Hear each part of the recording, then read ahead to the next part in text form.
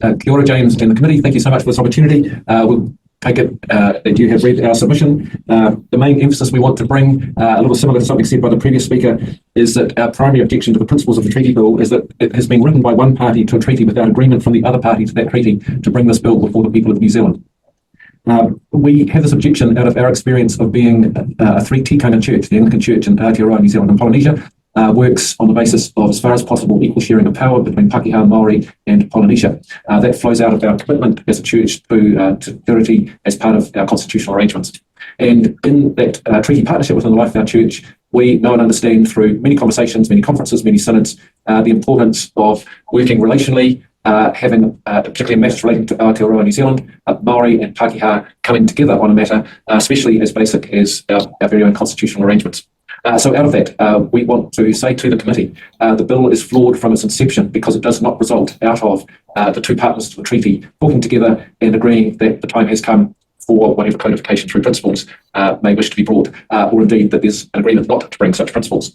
So that's our strong emphasis to you as a committee. We can see in the response to the bill, Māori are not on board with this bill across our country, and therefore we should be going back to the drawing boards on whatever may be at stake in our national conversation about the meaning of the treaty for Aotearoa New Zealand today. We believe that for Pakeha, this is not doing our reputation, our mana well as a partner to the treaty. We are suffering in how Māori are viewing us as an honourable partner to the treaty. We would also like, as a secondary point, to simply say when the bill process is over, and we know that's guaranteed by the national leadership within the government, we would like to see the government take a lead in restoring social cohesion to our nation. Thank you. Thank you, Peter and Julian. Look, we've got some time for questions from the committee if members would like to pose some. So I'll hand over to the committee if you have questions. I'm looking around the room and there's none immediately. So we've got a couple of minutes around. There we go. We've got one from Puhana Linden. Kia ora mai. Tēnā koutua. I wanted to talk to you from a church perspective, knowing that Te Hāhi Mihingari has been working cooperatively and collaboratively with Tiwi Māori for a very long time in structure and with purpose. What learnings could New Zealand take from the way that you have developed that Māori relationship, and recommendations you could offer to our select committee? First of all, I think one of the key learnings is that you can't unilaterally drive a relationship from one side. It has to be both parties working together. And the second thing from my perspective is that we haven't always got it right. And that means we need to leave space for humility, trying again and again, and making sure the relationship is front and centre. And that's something that attempting to codify all of the principles in law now, sets and concrete, stops us being able to do. It's an incredibly dangerous backward step. I think the other recommendation we would bring out of the three tikanga church experience is that our parliament considers having two houses, a house of Pakeha and a house of Māori, and when those two houses agree on legislation, that is legislation applying to the whole of Aotearoa New Zealand. Thank you both. Thank you for the questions. Thank you for your time this morning. I know 5 minutes is a very brief session, but we appreciate you taking the time to zoom into us and provide your submission. Kia ora. We will now move to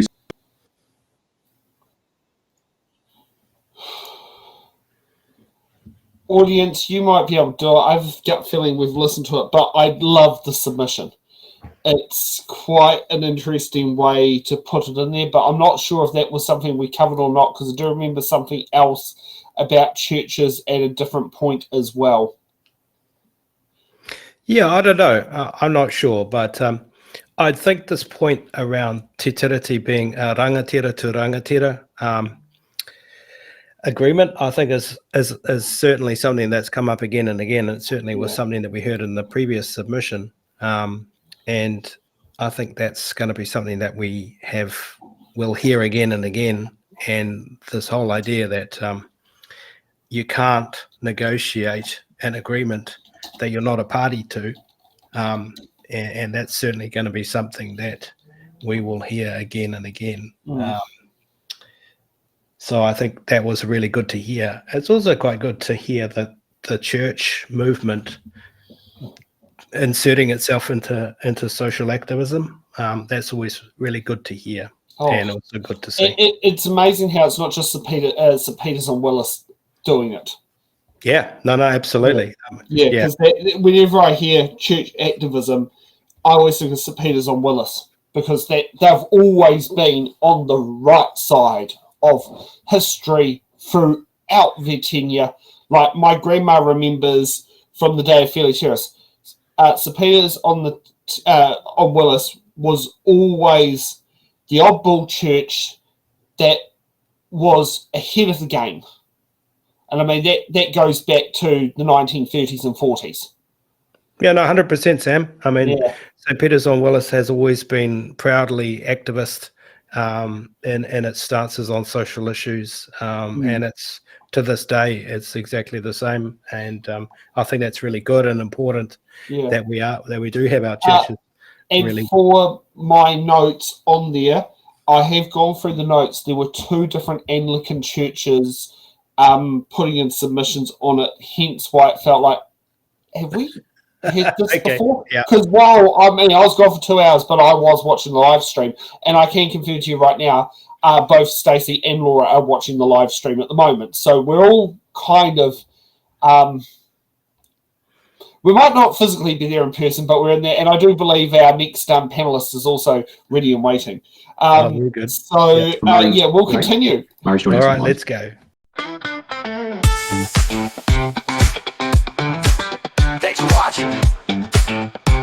Make sure you're subscribed to our Facebook, YouTube, Twitch, Instagram, TikTok, News Guide, the Order, Paper